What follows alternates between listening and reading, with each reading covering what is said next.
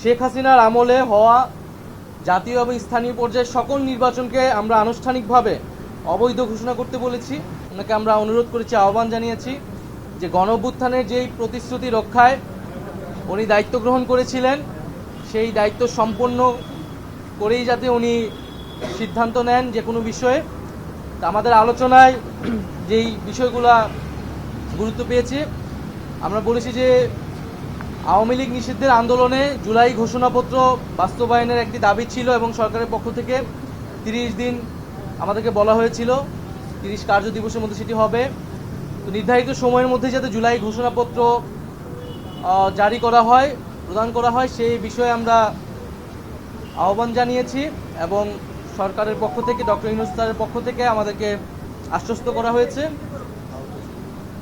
দ্বিতীয়ত, আমরা যে জুলাই গণঅভ্যুত্থানে শহীদ হয়েছেন, শহীদ পরিবার এবং আহত যারা রয়েছেন তাদের যে পুনর্বাসন প্রক্রিয়াটা, সেই প্রক্রিয়া কাজটা ধীরগতিতে আগাচ্ছে।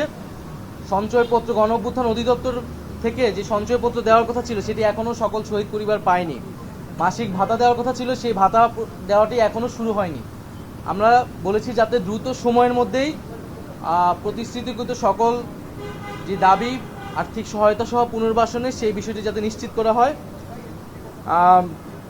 তৃতীয়ত, শেখ হাসিনার আমলে হওয়া জাতীয় এবং স্থানীয় পর্যায়ের সকল নির্বাচনকে আমরা আনুষ্ঠানিকভাবে অবৈধ ঘোষণা করতে বলেছি। কারণ সেই সময়টা শেখ হাসিনা একটা ফ্যাসিবাদী শাসন ব্যবস্থায় ইলেকশন করেছিল এবং মানুষের ভোটাধিকার হরণ করেছিল। রাতের ভোট হয়েছে, ডামি নির্বাচনের ভোট, ডামি প্রার্থীর ভোট হয়েছে। ফলে সেই নির্বাচনগুলো নিয়ে প্রশ্ন রয়েছে এবং এই নির্বাচনগুলোকে সেই সময়ের বিরোধী রাজনৈতিক দলগুলোও বিভিন্ন সময় প্রত্যাখ্যান করেছে। ফলে আমরা মনে করি যে সেই নির্বাচনগুলো থেকে আবার সেই নির্বাচনগুলোকে আবার আদালতে নিয়ে যে এক ধরনের পরিস্থিতি তৈরি করা হচ্ছে। তো সেই বিশৃঙ্খলা এড়াতে সেই পূর্বের নির্বাচনগুলোকে আইনগতভাবেই অবৈধ ঘোষণা যাতে করা হয়। আমরা চতুর্থত বলেছি যে ইলেকশন কমিশনের উপর আস্থা রাখতে পারছি না রাজনৈতিক দল হিসেবে। সেই ইলেকশন কমিশন পুনর্গঠন করে যাতে স্থানীয় সরকার নির্বাচনের দ্রুত আয়োজন করা হয়। এর ফলে নাগরিক সেবা যেই দুর্ভোগটি হচ্ছে, নাগরিক সেবা পাচ্ছে না জনগণ, সেটি নিশ্চিত করা সম্ভব হবে।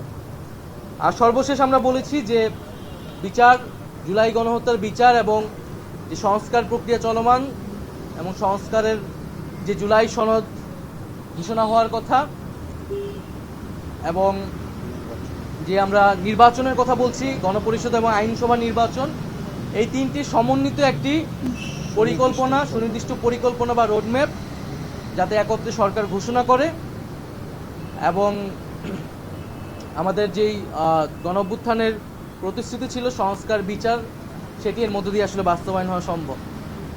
জুলাই মাসের মধ্যেই জুলাই সনদ আসবে এরকমটা আশ্বস্ত আমাদেরকে করা হয়েছে। আমরা বলেছি যে বিচারটাও কবে শেষ হবে, কোন প্রক্রিয়া আগাবে এবং নির্বাচন যেটা জানুয়ারি থেকে ডিসেম্বর থেকে জুনের মধ্যে হওয়ার কথা, সেটারও একটা সুনির্দিষ্ট পরিকল্পনা যাতে সরকারের পক্ষ থেকে ঘোষণা করে।